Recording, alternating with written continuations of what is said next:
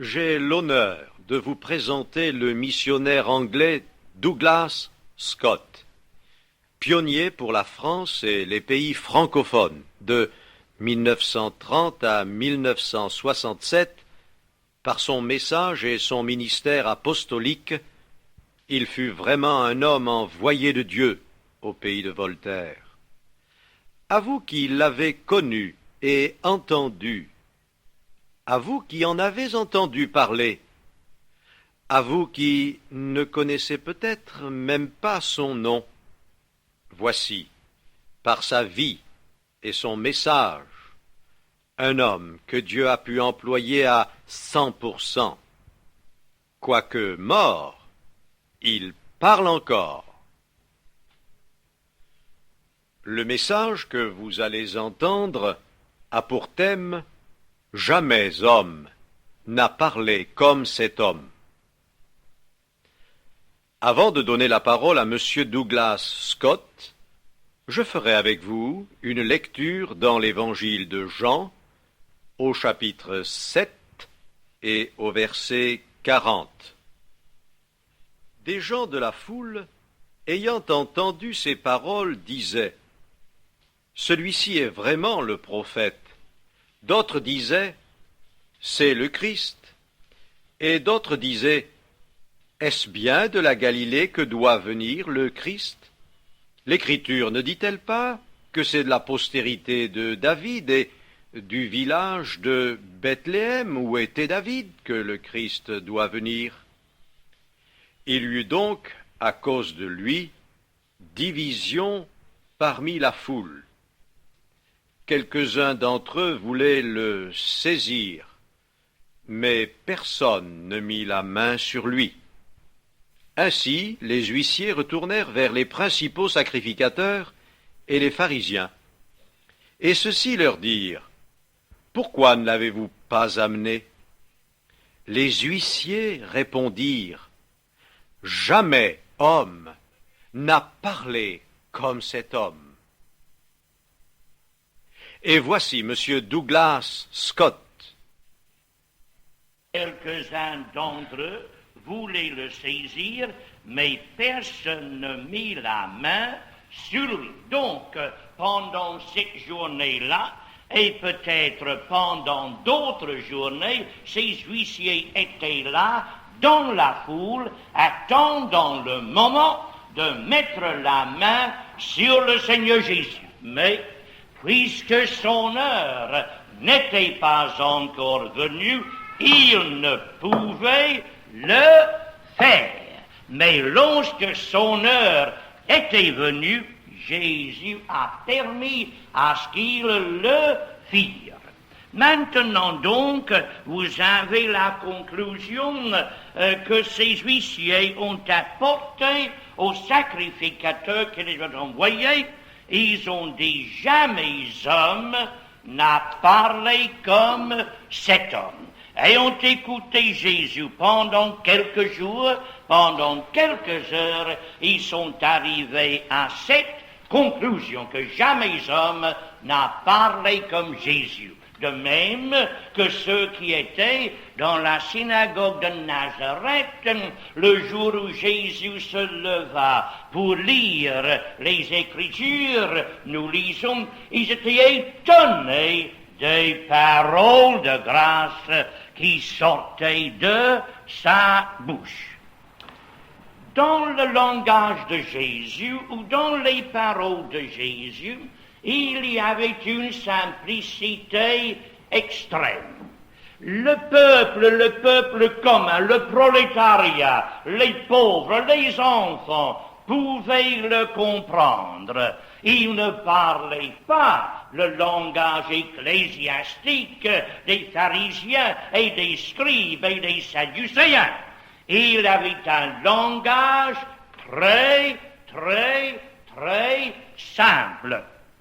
Il n'était pas un tribun.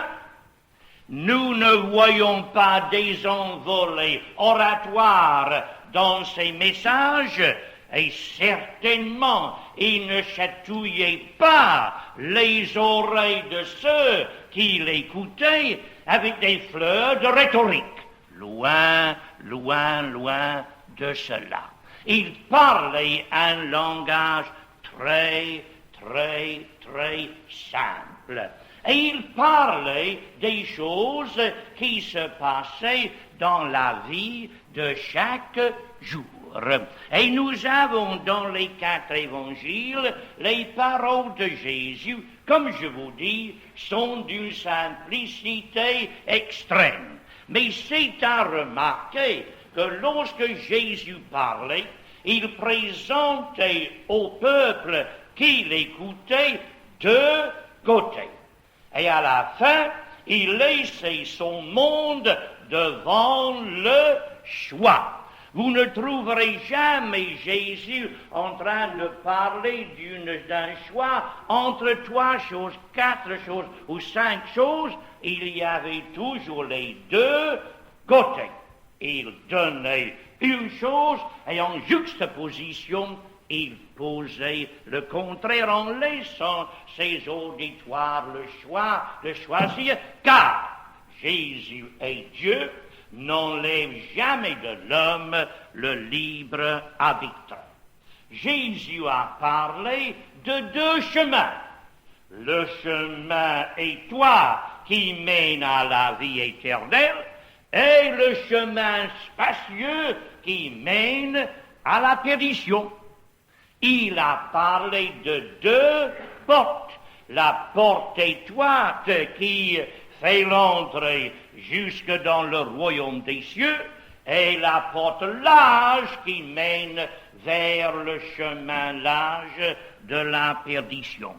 Il a parlé du blé, mais en même temps, il a parlé du contrefaçon, c'est-à-dire de l'ivraie.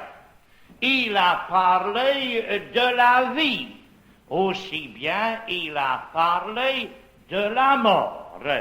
Il a parlé de la lumière et aussi des ténèbres, mais jamais il a parlé du pénombre. C'était ou lumière ou ténèbres.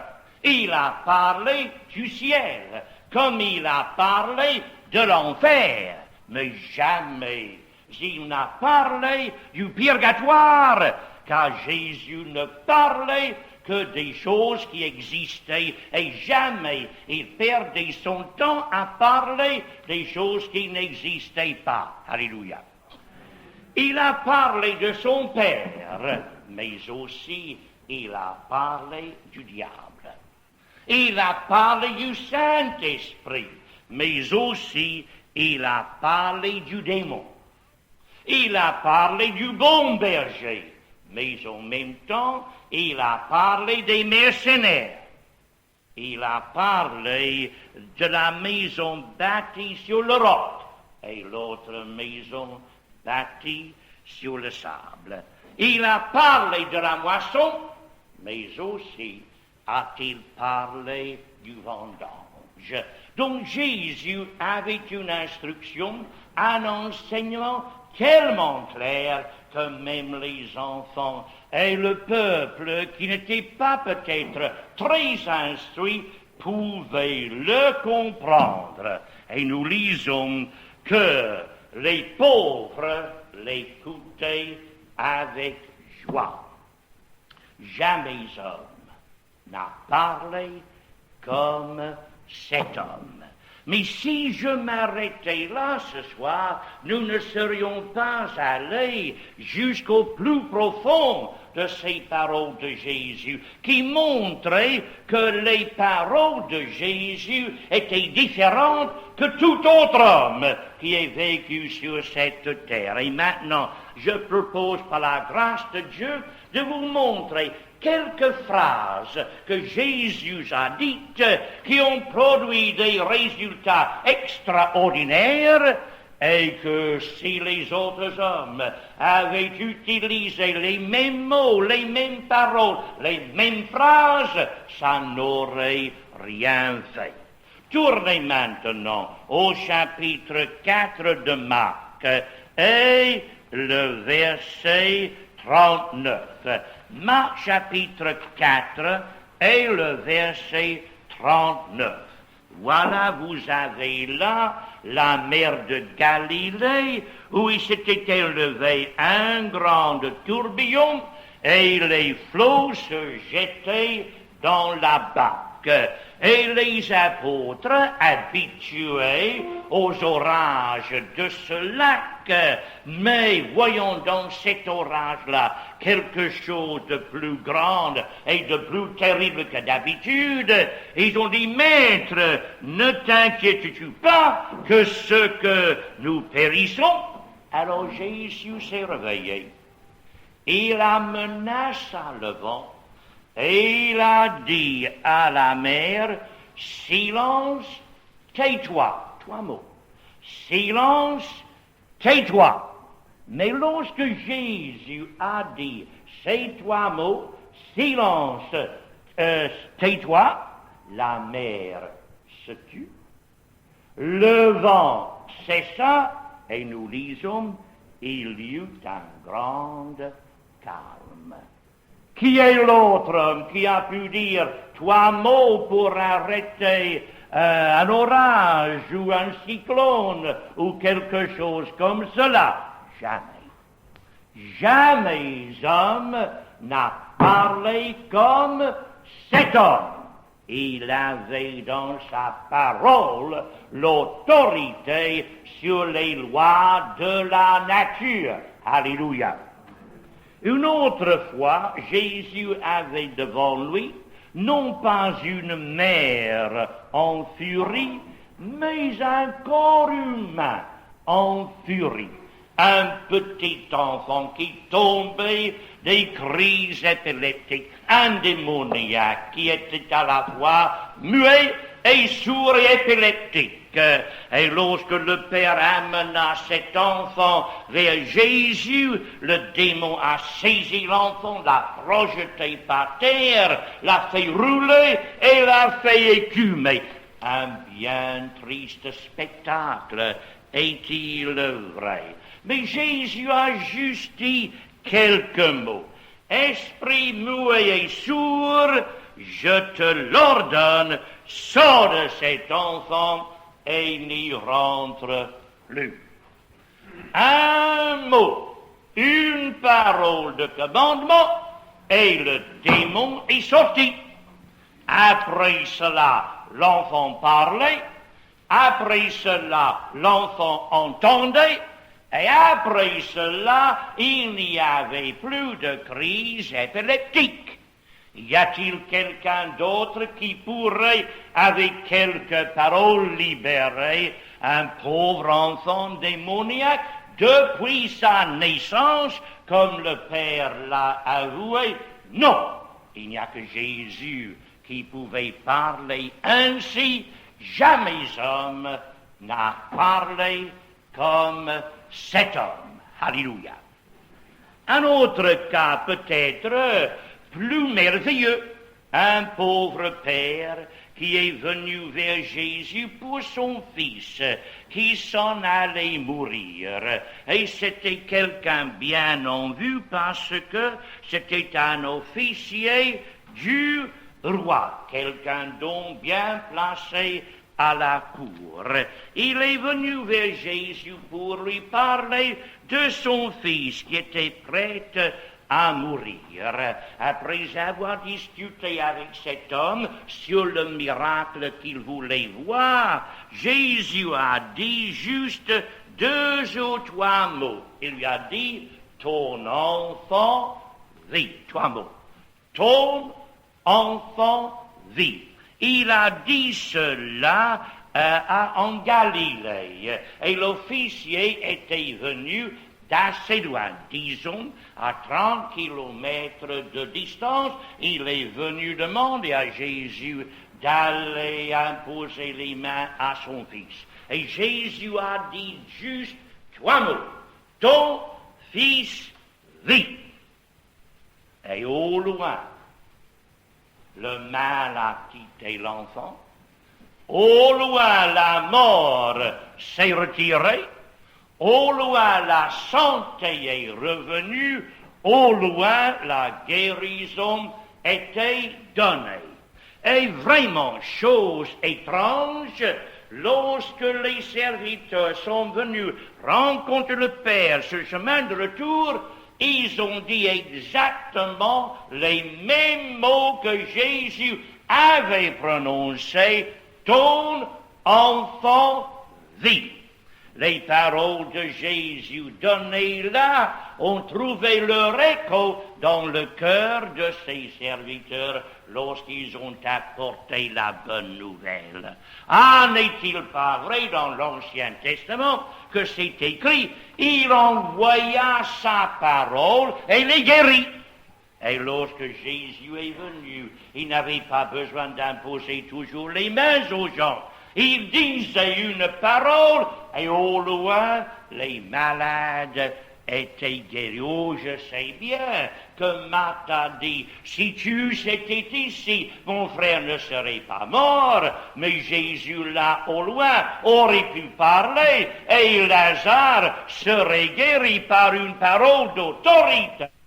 Parce que lorsque Jésus parlait, il avait de l'autorité, non seulement sur les démons, non seulement sur la mer, mais sur toute maladie.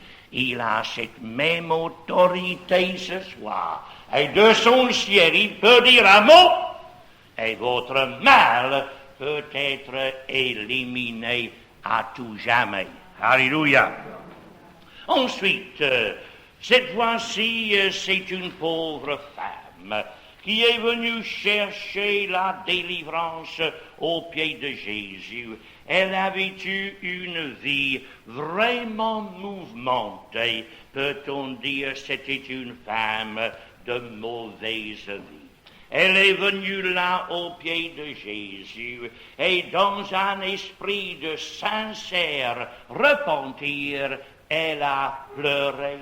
Elle a mouillé ses pieds de ses larmes, elle les a essuyés avec ses cheveux, ensuite elle a mis du parfum sur ses pieds. Et après cela, Jésus a dit à cette femme, tes péchés sont pardonnés. Et elle a quitté cet endroit béni aux pieds de Jésus avec un fardeau enlevé de son cœur, et non seulement cela, mais la passion enlevée de son corps.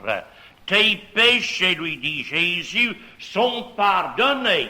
Lorsque Jésus disait cela, il se produit dans le cœur et dans le corps de cette femme un miracle. Et d'une femme tombée, elle est devenue la première des femmes pour suivre Jésus jusqu'au bout. À mon humble avis, il s'agit là de Marie de Magdala.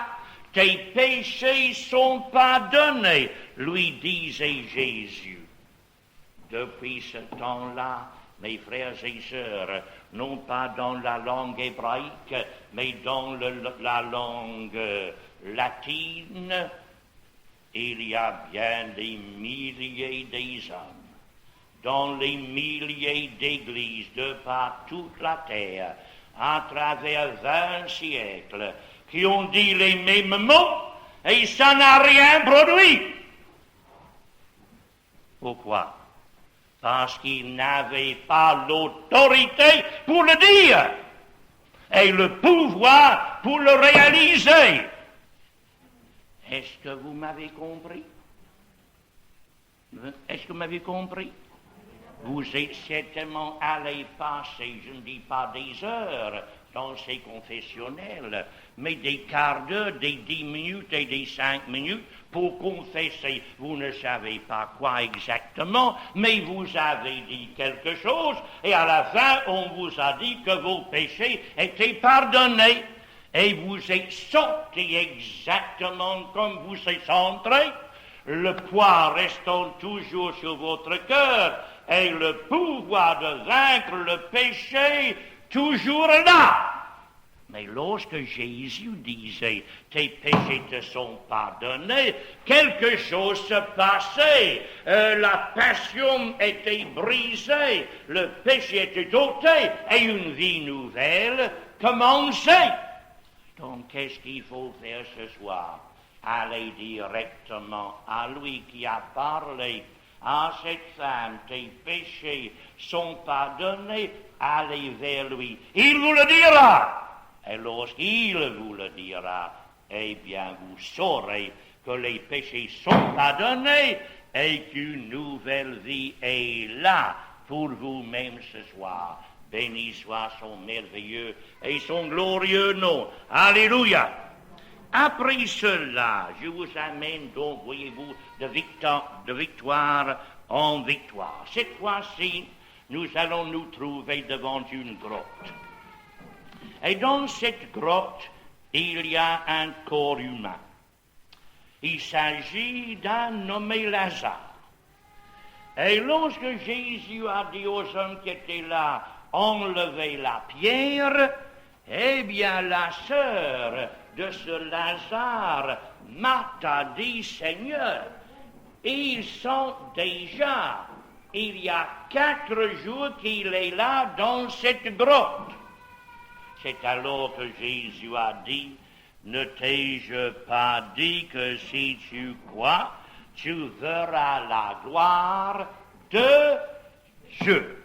Et Jésus donc se plaça devant cette grotte ouverte, devant ce corps mort, dans cette tombe, il a prononcé juste 2 mots. Lazare, sort. Et heureusement qu'il a dit Lazare, parce que s'il avait dit sortez, tous les morts seraient sortis. Mais il a précisé qu'il fallait seulement que Lazare sorte. Donc, il dit Lazare sort. Qu'est-ce qui se passa? Sa voix a retenti dans la grotte, sa voix a retenti dans le séjour des morts, et Lazare qui était mort, entendu sa voix, il est revenu à la vie. Y a-t-il quelqu'un d'autre qui a pu parler à un mort et en 2 mots le ramener du séjour des morts? Je crois que non. Jamais homme n'a parlé comme cet homme.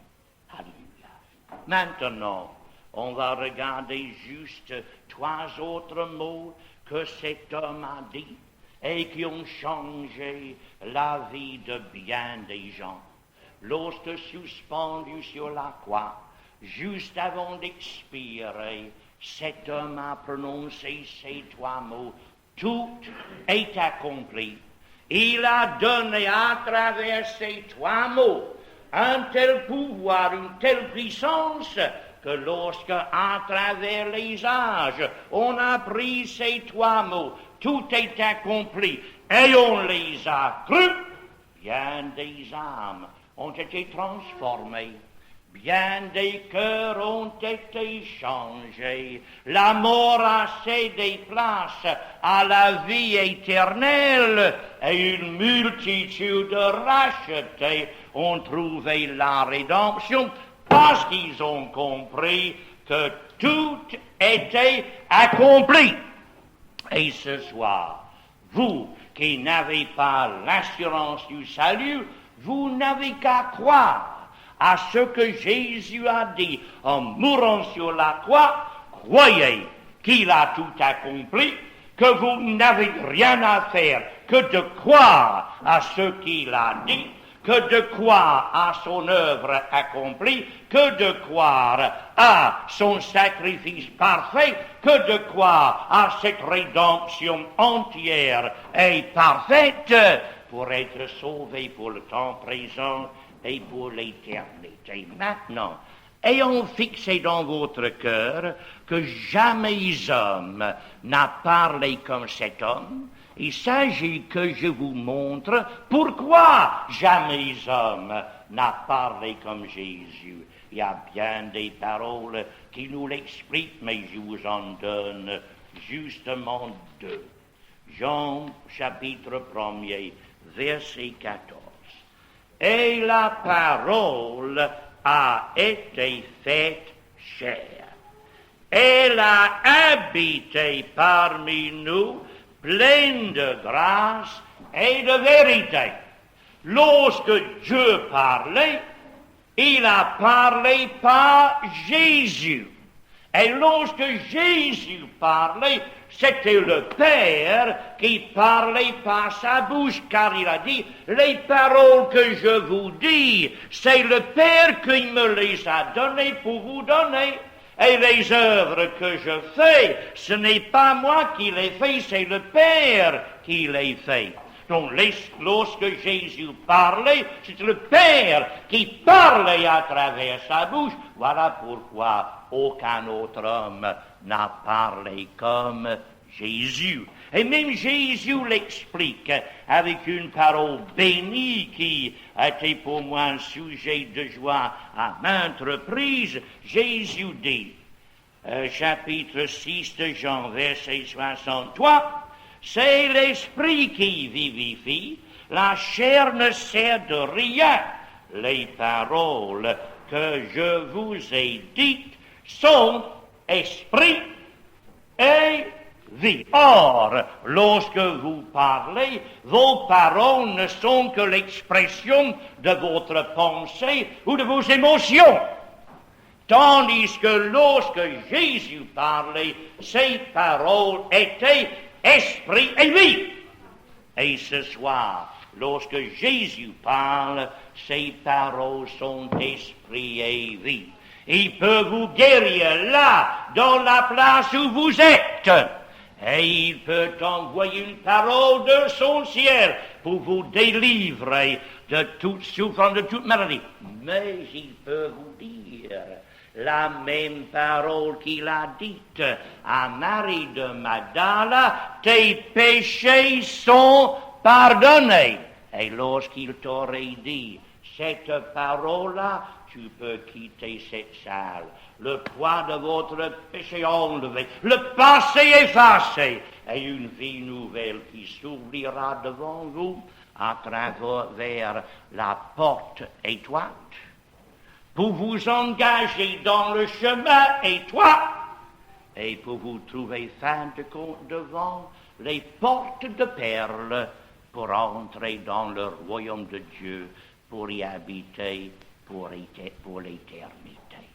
Jamais homme n'a parlé comme cet homme. Voyez à ce qu'il a dit, et vous serez sauvés. Amen. Amen. Fermons nos yeux, baissons nos têtes. Seigneur notre Dieu, nous te bénissons parce que dans ta parole tu nous as donné la parole des prophètes que tu as mise dans leur bouche et sur leur plume. Mais avec Jésus, c'est toi qui parlais. À travers sa bouche, il était la parole de Dieu faite chair. Et nous savons que lorsqu'il parlait avec ton autorité. Il parlait avec ton pouvoir. Il parlait avec ta puissance. Il a montré qu'il avait l'autorité sur le péché, l'autorité sur les démons, l'autorité sur la maladie, l'autorité sur la mort et l'autorité pour apporter à un monde perdu un salut parfait, une rédemption parfaite et une éternité de sécurité absolue. Alléluia. Amen. Amen. Laissons en prière, mes frères et sœurs, s'il vous plaît. Les yeux fermés, les têtes baissées. Je parle maintenant à ceux qui sont dans cette salle, qui n'ont jamais reçu de Jésus le pardon de leurs péchés, qui n'ont jamais donné leur cœur au Seigneur Jésus, mais qui voudraient ce soir commencer une vie nouvelle avec la parole de Jésus vivant dans leur cœur, car son esprit et sa vie sont dans sa parole. Et si ce soir vous l'acceptez Dieu vous sauvera pour le temps présent et pour l'éternité. Qui est le premier ce soir, qui veut le pardon de ses péchés, qui veut accepter Jésus comme son sauveur, être sauvé de ses péchés, de ses conséquences, et aussi de la culpabilité et la punition du péché. Levez bien vos